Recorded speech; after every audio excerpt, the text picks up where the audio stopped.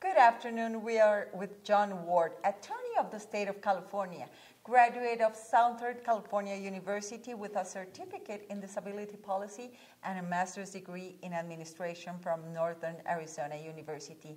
He has more than 25 years of experience in corporate disability and civil rights law. Mr. Ward, good afternoon. Good afternoon. Can you please tell our viewers that are interested about the Supreme Court decision about the gay marriage? Can you tell us about it? Yes, I can. It's a very interesting issue, and it's partly a product of the unique United States judicial system. The United States has 50 states, each of which has its own legal system, laws, and traditionally marriage has always been a function of the state governments. This decision, over the last few years, a number of states had recognized gay marriage, but a number of states had continued to deny gay marriage. This issue came up to the Supreme Court. One of the Supreme Court's functions sometimes is to resolve disputes between different states and decide whether state or federal law controls.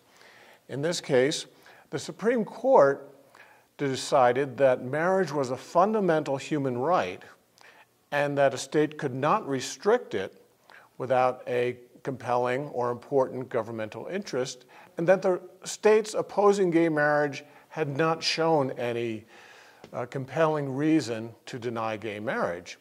Thus, the Supreme Court held that a denial of gay marriage is a violation of the Equal Protection Clause of the U.S. Constitution.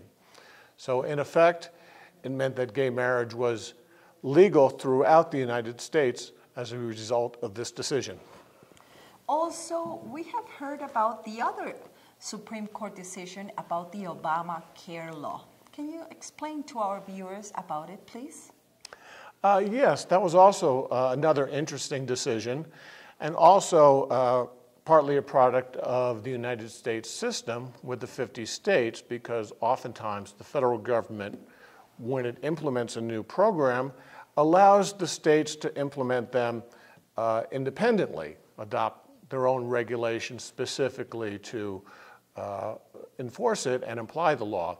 In the case of the Affordable Care Act, also known as Obamacare, there was a little glitch in the way the law was drafted that might have invalidated the Affordable Care Act in a number of states, and thus might have brought the whole system down.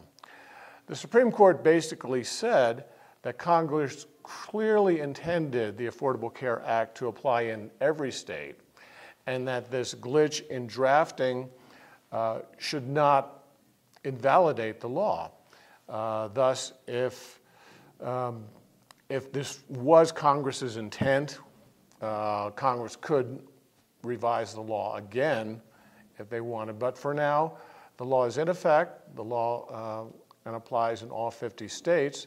And this is important because this was the second major challenge to the Affordable Care Act since it was passed. And in both cases, the U.S. Supreme Court has upheld the law, which seems to indicate that the law is here to stay, barring Congress trying to repeal it in the next several years. Two important decisions, gay marriage and Obamacare. Thanks, Attorney John Ward, for all this information.